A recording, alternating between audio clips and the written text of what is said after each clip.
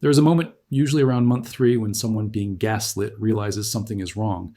But by then, the psychological infrastructure is already in place. They distrust their own perception more than they distrust the person destroying them. 2025 research from McGill University reveals that gaslighting literally rewires your brain, exploiting your natural prediction mechanisms until you simultaneously distrust your perceptions while becoming hypervigilant. 74% of domestic violence victims report experiencing gaslighting, yet 75% of Americans cannot even define the term. Today, I'm going to show you exactly what gaslighting looks like from the inside, so you can recognize if it is happening to you right now. This is Covert Influence, where we dissect the mechanics of manipulation. What you do with this knowledge is your choice. Today, I'm going to break down the 5 clinically documented signs of gaslighting, explain the neuroscience behind why each one works, and show you the exact phrases gaslighters use. By the end, you will recognize the pattern, and you will know if you are currently inside one. Here is what is actually happening in your brain when someone gaslights you. Your mind constantly predicts outcomes based on experience. When reality does not match expectations, you adjust your beliefs. In healthy relationships, partners help you calibrate these predictions accurately. Gaslighters corrupt this process. They behave in confusing, contradictory ways, then attribute your natural confusion to your supposed incompetence at grasping reality. Over time, your brain learns to default to self-doubt rather than partner doubt because the gaslighter positions themselves as the more reliable interpreter of events. Sign 1 is persistent denial of documented events. Statements like, "That never happened," "You are imagining things," or "I never said that."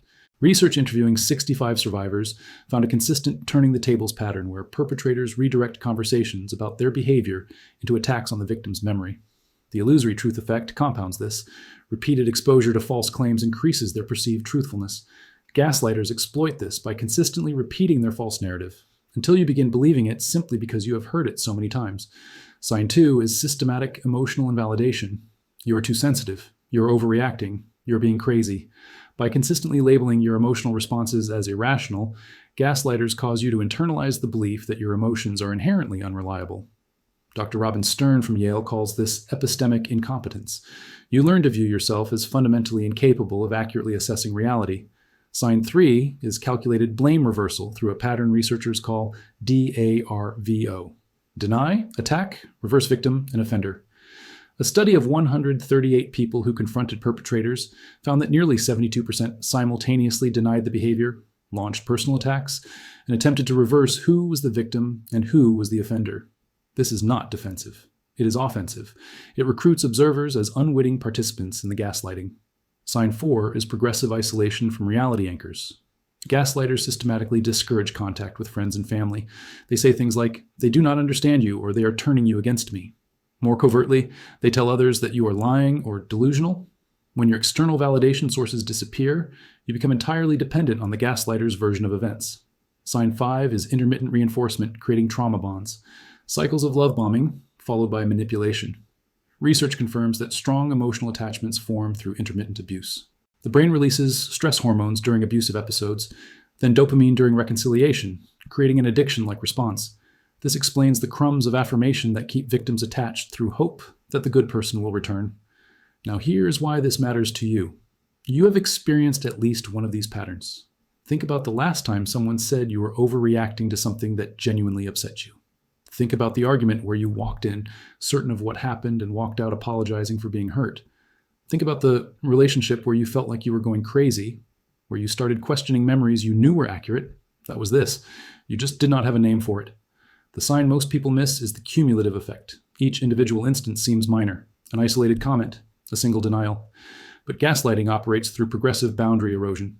By the time you recognize the pattern, your prefrontal cortex, the part of your brain responsible for decision-making and emotional regulation, has already begun to shrink from chronic stress exposure. The early warning sign is this. If you find yourself frequently rehearsing conversations in your head before having them, if you feel like you need evidence to prove your own experiences happened, if you apologize constantly for things that are not your fault, the pattern is already active. The test is simple. Document everything. Write down what happened immediately after interactions. Note the date, time, and your emotional state. If someone later tells you that an event did not occur the way you recorded it, you have your answer. The limitation is that recognition alone does not break the bond.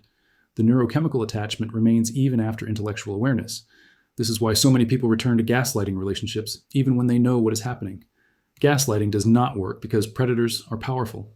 It works because your brain evolved to trust the people closest to you. The vulnerability was always there. The gaslighter simply found it. Now you see it. The only question is, will you keep watching it happen?